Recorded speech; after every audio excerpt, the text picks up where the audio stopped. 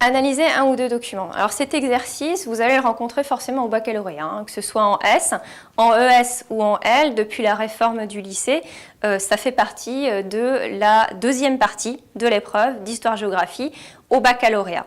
Alors en quoi ça consiste? Eh bien, on va vous donner soit un ou deux documents à analyser, c'est-à-dire à en cerner le sens général, la portée, les limites, en quoi ce document finalement remis dans son contexte, ou ces documents remis dans leur contexte, vont apporter un éclairage sur l'événement historique en question. Alors, quand vous avez un document, vous allez vous attacher à ce document uniquement en ce qui concerne son intérêt et sa portée. Quand vous avez deux documents, il va falloir les confronter. Alors les confronter, ça veut dire quoi? Ça veut dire les mettre en relation après avoir dégagé la portée de chacun d'eux, et ça veut dire voir en quoi soit ils sont complémentaires ou soit en quoi ils s'opposent. En gros, c'est ça. Alors passons maintenant à la méthode. Deux grandes parties pour organiser votre travail.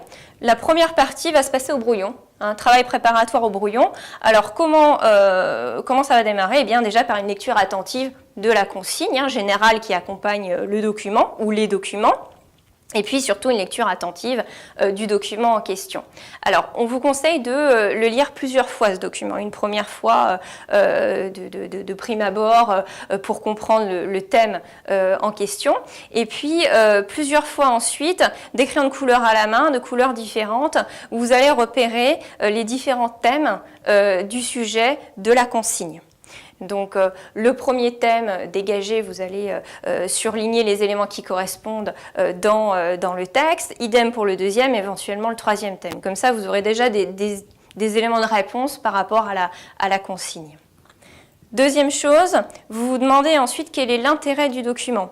Alors ça veut dire quoi l'intérêt du document? Ça veut dire en quoi ce document va éclairer le contexte historique donné, va apporter une aide à la compréhension de l'événement historique en question. Ensuite, interrogez-vous aussi sur les limites du document, c'est-à-dire qu'on attend de vous que vous ayez un regard critique sur ce document. Ça fait partie de l'analyse. Par exemple, est-ce que le document n'omet pas des choses importantes? Regardez qui a écrit le document, qui a fait éventuellement l'image en question, s'il s'agit d'un document iconographique. On attend de vous que vous soyez capable de dire si ce document a une vision partielle ou partiale des choses. Et enfin, vous essayez de trouver un plan qui va répondre le mieux possible au sujet posé. Alors pour ça, plusieurs possibilités. La première, vous vous référez aux éléments que vous avez identifiés là, dans la première partie, et vous référez aussi à vos connaissances. Deuxième chose, et ça la plupart du temps c'est le cas, la consigne en général suggère un plan. Donc il suffit de reprendre les grands éléments de la consigne. En général, il y a trois parties de suggérées. Une partie sur la présentation, les limites ou la portée du document, et puis ensuite deux parties d'analyse de thèmes à proprement parler qu'il suffit de reprendre, et vous avez votre plan. Alors une fois que vous avez votre plan et toutes les informations que vous allez mettre dedans, on passe à la rédaction. Donc la rédaction, la réponse au sujet se fait sur votre copie.